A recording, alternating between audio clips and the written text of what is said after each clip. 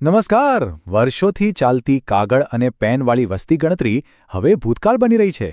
આજના આ ખાસ વિશ્લેષણમાં આપણે 2027ની ઐતિહાસિક પ્રથમ ડિજિટલ વસ્તી ગણતરી વિશે બધું જ જાણીશું. ઘરે બેઠા પોતાના સ્માર્ટફોન કે લેપટોપથી જ સેલ્ફ એન્યુમરેશન એટલે કે સ્વગણતરી કઈ રીતે કરી શકાય તે આપણે એકદમ વિગતે સમજવાના છીએ. તો આજનો એજન્ડા એકદમ સ્પષ્ટ છે. ડિજિટલ વસ્તી ગણતરીની શરૂઆત, રજિસ્ટ્રેશન, ઘર અને લોકેશનની વિગતો, ઘરના સભ્યોની માલિકી અને છેલ્લે ફાઇનલ સબમિશન. બસ આટલા જ સ્ટેપ્સ આપણે ફટાફટ કવર કરવાના છીએ. પણ હા, સૌથી મહત્વની વાત સમયમર્યાદા છે. આખી સિસ્ટમ 17 મે 2026થી 31 મે 2026 સુધી જ ખુલ્લી રહેશે. મતલબ કે આ ઐતિહાસિક કામગીરી પૂરી કરવા માટે માત્ર 14 દિવસની જ વિન્ડો મળશે, જે કોઈ પણ સંજોગોમાં ચૂકવા જેવી નથી. તો ચાલો સૌથી પહેલા અને સૌથી અગત્યના પાયાના તબક્કાથી શરૂઆત કરીએ: રજિસ્ટ્રેશન અને પોર્ટલ સેટઅપ. સરકારી પોર્ટલ પર જવું એકદમ આસાન છે. બ્રાઉઝરમાં બસ census.gov.in ખોલવાનો છે. પછી પોતાનું રાજ્ય જેમ કે ગુજરાત પસંદ કરવાનો, કેપ્ચા કોડ નાખવાનો અને વેરીફાઈ કરીને આગળ વધવાનો. સિસ્ટમમાં એન્ટ્રી લેવી બસ આટલી જ સહેલી છે. હવે જુઓ, અહીં એક બહુ જ મોટો વોચઆઉટ પોઈન્ટ છે. એકવાર ઘરના વડાનું નામ અને મોબાઈલ નંબર નાખી દીધો એટલે સમજો કે સિસ્ટમમાં કાયમ માટે લોક થઈ ગયો. તેને ભવિષ્યમાં કોઈ પણ સંજોગોમાં બદલી શકાશે નહીં, એટલે એમાં ખાસ ધ્યાન રાખવું. હા, ઈમેલ એડ્રેસ આપવું એ સંપૂર્ણપણે મરજિયાત છે અને એ પછીથી બદલી પણ શકાય છે. નંબર નંખાઈ જાય એટલે સિક્યોરિટી માટે સીધો એક OTP આવશે. એ દાખલ કર્યા પછી આપણી અનુકૂળ ભાષા, માની લો કે ગુજરાતી, પસંદ કરી શકાશે.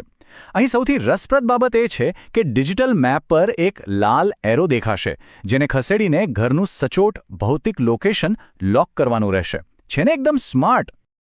સારું, તો પોર્ટલ સેટઅપ પૂરું થયું. હવે બીજા ભાગ તરફ વળીએ: ઘર અને લોકેશનની ભૌતિક વિગતો. અહીં આપણે કોઈ લાંબાલચક નિબંધ નથી લખવાના. બધું જ ડ્રોપ ડાઉન મેનુથી સિલેક્ટ કરવાનું છે. જેમ કે ભોંયતળિયું શેનું બનેલું છે, દિવાલ કે છતમાં કઈ સામગ્રી છે અને ઘરની એકંદર સ્થિતિ કેવી છે, સારી છે, રહેવાલાયક છે કે પછી ખંડેર છે. બસ ક્લિક કરતા જાઓ અને આગળ વધતા જાઓ. ઇમારતની વાત તો થઈ ગઈ. હવે વારો છે એ ઇમારતમાં ધબકતા જીવનનો, એટલે કે ઘરના સભ્યો અને સાધનસામગ્રીની માહિતી આપવાનો. એક બહુ જ સામાન્ય પ્રશ્ન જે મોટાભાગના લોકોને થતો હોય છે કે વસ્તી ગણતરી માટે ઘરના સભ્ય તરીકે ખરેખર ગણવું કોને? આ બાબતે ઘણી મૂંઝવણ જોવા મળે છે.